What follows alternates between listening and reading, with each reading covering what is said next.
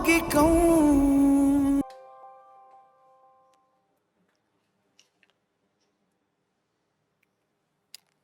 अस्सलाम वालेकुम फरीना आपी, कैसी हैं आप? वालेकुम अस्सलाम। बिल्कुल ठीक। आज कैसे याद कर लिया मुझे? इतने दिनों से तुमसे बात नहीं हुई थी तो सोचा तुम्हें फोन करके खैर खैरियत ले लूं। अच्छा हानिया, हमजा की तबीयत ठीक है? भाई क्यों आपसे नहीं मिले? आप ऑफिस नहीं गई? नहीं ना, वो घर आ गया क्या वापस? क्या हो गया फरीना आपी? अभी दोपहर का 1 बज रहा है, इस वक्त कहाँ आएंगे भाई?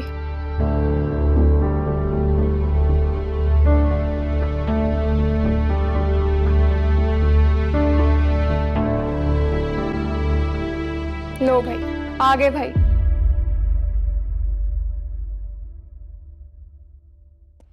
भाई फरीना आपी की कॉल है, आपसे बात करना चाह रही हैं।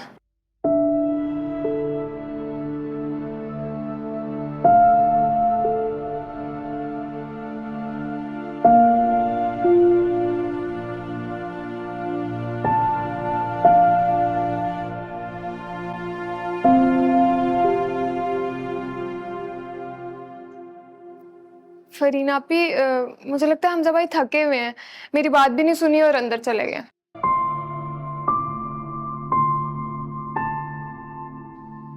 शायद कोई बात हुई है। आप रुके, मैं पता लगाने की कोशिश करती हूँ, कुछ पता चलता है तो आपको बताती हूँ, ठीक है? ठीक है, खुदा हाफिज।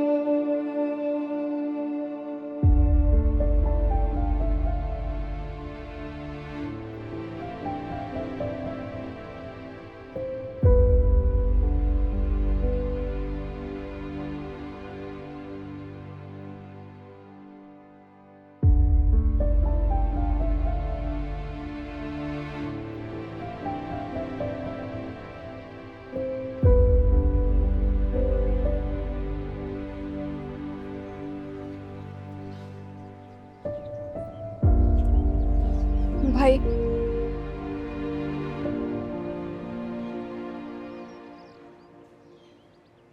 क्या हुआ? फरीन आपी की कॉल है, उन्होंने कोई जरूरी बात करनी है। मुझे इस वक्त किसी से बात नहीं करनी है।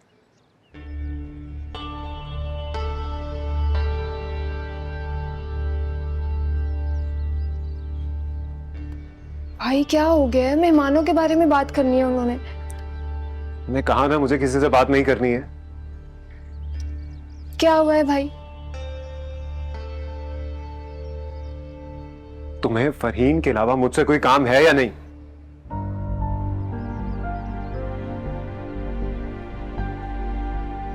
अच्छा बताएं क्या हुआ है, क्यों मूड खराब है? हानिया, मुझे ऑफिस के कामों की बहुत टेंशन है इस वक्त, तुम जाओ। इस वक्त ऑफिस से ज्यादा मुझे फरीन की टेंशन लग रही है।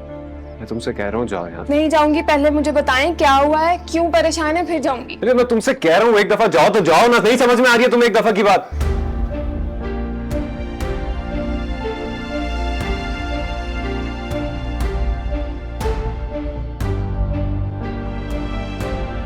जाओ।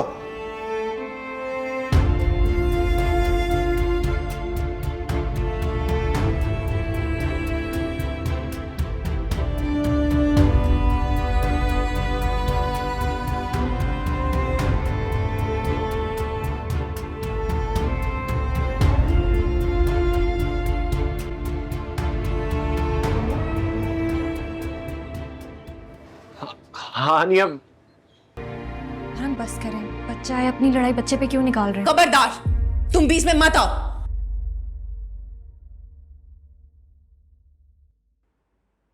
मैं बस हाथी। मैंने कहा ना, मुझसे और मेरे बच्चों से दूर रहो तुम। सनाया, जितना तुम इस घर का हिस्सा हो ना उतना ही ये। तो मेरे सामने इसको जलील नहीं कर सकती, याद रखना।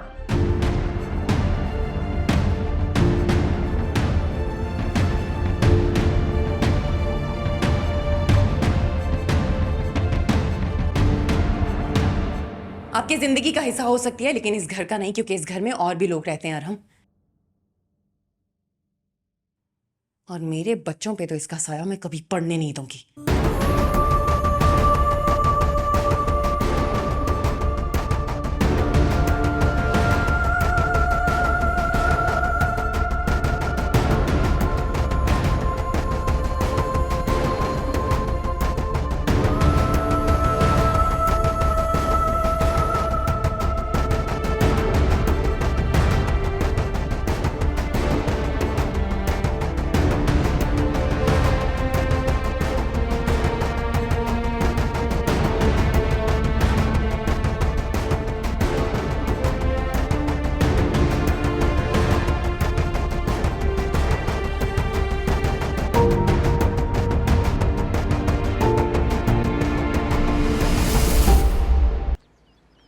लगता है बाबा से आज कुछ ज्यादा टाइम पड़ गई।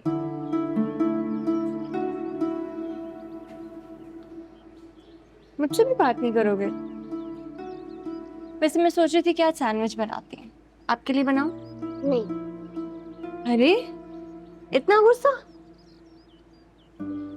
देखो बाबा ठीक कह रहे थे, स्कूल में फाइटिंग नहीं करते। अगर आप चाहो तो मैं बाबा को आपके लिए मना सकती हूँ। बिल्कुल, मैं कहूंगी तो वो जरूर मान जाएंगे। ये सब क्या है सनाया? तुम तो कह रही थी कि सब कुछ ठीक हो गया है, अरम तुम्हारे साथ बिल्कुल ठीक है, ताल्लुकात बिल्कुल ठीक है। ये सब क्या है? वो इस तरह चिल्ला रहा था।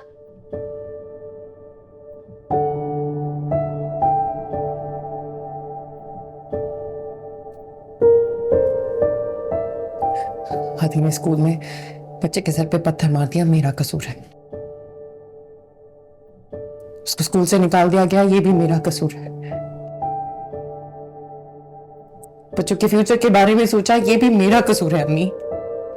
अगर आपको मेरी तरह डांट पड़ी तो हम दोनों बाबा से नाराज होकर जाके गार्डन में छुप जाएंगे और वो हमें ढूंढते हुए आएंगे। लेकिन फिर आपको मानना पड़ेगा, ठीक है? बाबा से दोस्ती करनी पड़ेगी। डन। डन।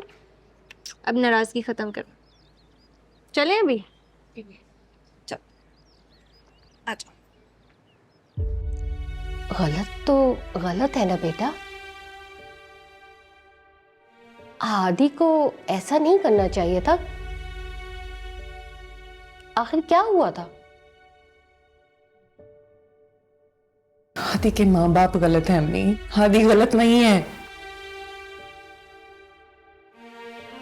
लेकिन ये बात और हम नहीं समझेंगे,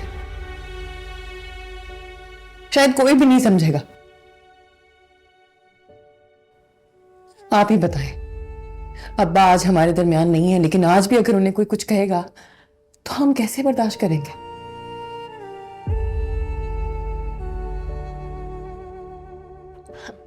बाप के लिए बुरा कौन सुनता है बेटे? तो हादी कैसे सुन लेता अम्मी?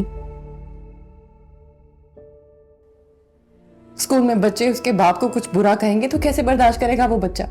हमें अपना समझकर कुछ बताओगी तो पता चलेगा ना हमें।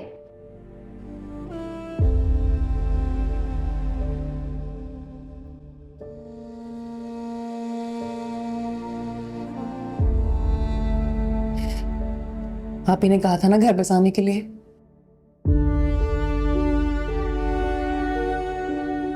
तो जहां घर बसाना हुआ, शिकायतों की कोई गुंजाइश नहीं होती अम्मी। सब कुछ भुला के आगे बढ़ना पड़ता है, बस वो ही कर रही हूं मैं। घर बसाने को बोला था मैंने बेटे, लेकिन इसका मतलब नहीं है कि तुम अपने दुख अपनी माँ से बांटो भी नहीं और माँ से चीजें छुपाने लग जाओ।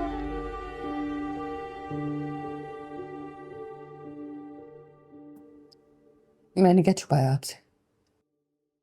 जो बातें तुम्हें मुझे खुद बतानी चाहिए थी ना सनाया, वो मुझे सोमिया से पता चल रही हैं।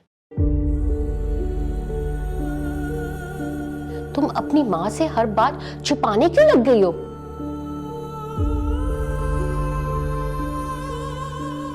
माना तुम बहुत हौसले वाली हो, हर चीज खुद बर्दाश्त करना चाहती हो, अपनी माँ को अपने दुख बताना नहीं चाहती। दुख बांटने से कम होते हैं, लेकिन अकेले सहने से मायूसी बढ़ जाती है।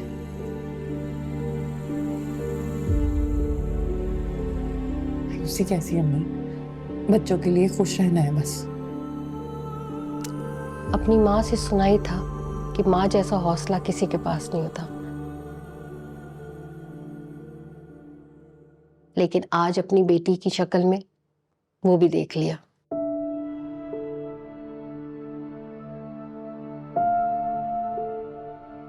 तुमने तो कर लिया समझौता अपनी किस्मत से।